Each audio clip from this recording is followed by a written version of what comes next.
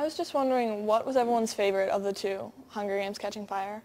I liked Catching Fire. Like, I like books with political intrigue, and Yeah, that I really think had a lot there are of different that. types of books. I saw Hunger Games as more an adventure, and then Catching Fire was like it had the adventure element, but it was also a lot more intrigue. And Yeah, I agree. I like Catching Catching Fire. Oh, that's so good to political hear. intrigue. Yes, I You thought want it was even to better. think you're improving. You know, I mean, you want to think, and also because I think of the trilogy really as one story. It's 3 separate parts, but to me, it's like 3 acts of a play.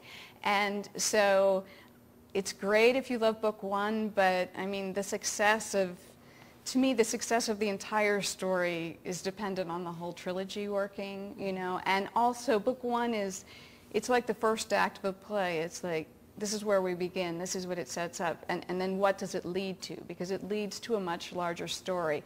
Katniss's world and also her understanding of her world grows, you know, in sort of a ripple effect. Her circles become larger of both understanding and how she sees her place in this world.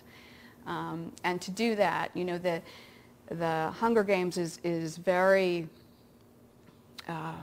it's very small, it's very intimate in a way. You spend so much time, you know, with her in the arena in her head, and it's like, no, it's a larger book with a larger context, and she's on a larger journey. You have this really strong main female character, and then you also have this, she's driven by this urge to protect first her sister Prim and then Rue. Just these kind of weak girls who just need someone there for them. And I was wondering if you were inspired by anything in your life to create this kind of contrast, or? I guess I feel that there is a responsibility in the world at large for people who are stronger and more powerful to look after those who cannot. And, you know, Prim and Rue are 12 years old, you know, they're children, they're very young children. And Katniss has that kind of strength and is able to do that. And so that's really, and in the Underland Chronicles, Gregor was that way as well. He was very defensive of characters that were not strong enough to defend themselves. And I think that's a very powerful and admirable character trait. How much do you think natural selection or survival of the fittest plays into that, into the games and then also the districts? Definitely it plays into them, because the weak they go first. They go first in the games and they go first in the districts, because there are people in her district that she sees who have starved to death on the street that haven't been able to get enough food to stay alive. And then of course once you're in the arena, the kids that are weaker, smaller, not skilled with weapons, not able to feed themselves, definitely get taken out first. But there are other things. It's not always the huge, powerful, strongest person who's best with the sword who wins. You know, there are other qualities that come into play, and some of them are resourcefulness, like with the food, and some of them are just smarts and being able to figure out what's going on.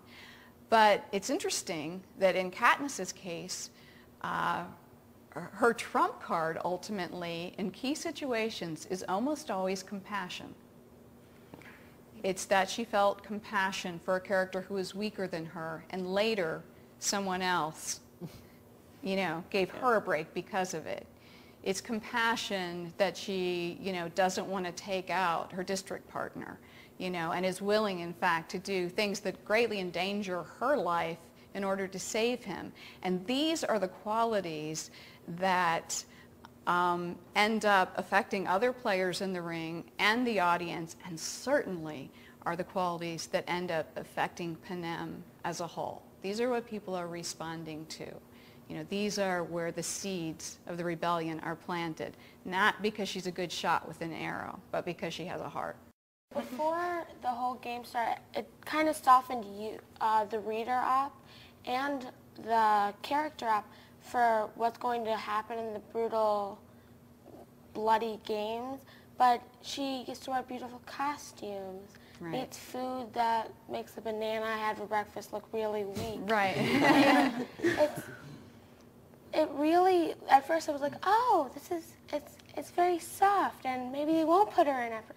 No, it's all part of the entertainment, and you get sort of, that's you know, the contradiction. You get seduced into this world. She gets there and she's, you know, made over and dressed in these beautiful clothes, and then there's this great, you know, spectacle of the chariot rides with all these beautiful young victors going through the streets. You know, we have all these things that seem like we're in this really fun games, you know, things you see in reality TV programs, or even at the Olympics when they do the early interviews where they give you the biographies or the interviews with the athletes and whatnot. You have all this stuff that's suggesting this is wonderful, it's great, it's the Hunger Games, hooray! And then boom, there they are in the arena. Now, if you're the audience in the Capitol, for instance, it's just, oh, and now they're in the arena. You know, if you're in the arena, it feels different, you know. Now you try to stay alive. But that's, again, the idea of violence as a form of entertainment, and where do we draw the line, and where do we recognize it? I mean, one of the things that concerns me, and it goes back to that moment of inspiration where I'm clicking between the reality television programming and the Iraq War, is we see so many images coming at us on television, over the internet, you know, on your BlackBerry, whatever. You see so many images that, do they all begin to have a sameness to them? Are you really distinguishing between the different things that you see on different channels? Are you really distinguishing if you're flipping through quickly? And I worry more about younger people, although maybe I shouldn't. Maybe it's equal for all of us. When you flip from the game and then you flip to the war and then you're back on something else. And that's very troubling to me, because if you're watching an entertainment program, it's fine, but if you're watching footage of the war and there are people really there risking their lives, losing their limbs, you know, it doesn't end at the commercial break. It continues. That's real life. And one of the reasons that's so disturbing and so powerful to me is that when I was a child, my dad fought in Vietnam. The year I was 6, he was gone for the whole year. He was career Air Force. He was a historian, he was a doctor of political science, he was a military specialist, but he was also in the Air Force. And so I can distinctly remember when I was 6 years old, my mother tried to shield us from newscasts because we were little. But I can remember there would be afternoons where, you know, cartoons, whatever children afternoon programming was playing. There wasn't much of it at the time. This was back in the 60s. Where the TV would be left on and the news would come on, and I can remember hearing the word Vietnam. I knew he was in Vietnam, and I would look up and I would see the screen. Those were very graphic pictures, and I was terrified. Of course I was terrified. My dad was over there, you know. I didn't know how to articulate it because I was 6. You know, I didn't know exactly what it meant, but I knew he was in this very dangerous, threatening place where people died. And to this day, when I see footage, war footage, be it Iraq or Afghanistan or whatever, it still has a very powerful effect on me. And I'm sure it does on anyone who has a loved one over there. But I wonder for the people that haven't had it as a personal experience, how that feels. You know, that war, in many ways, we have removed it.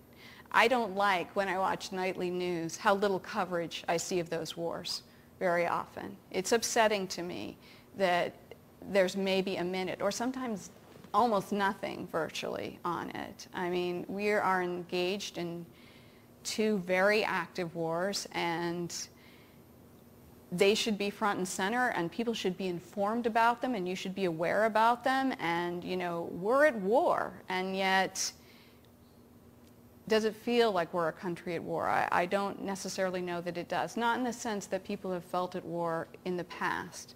And I think part of that is due to this enormous amount of programming that's on, so that you don't necessarily focus that, separate it out, and say, oh my God, this is happening right now.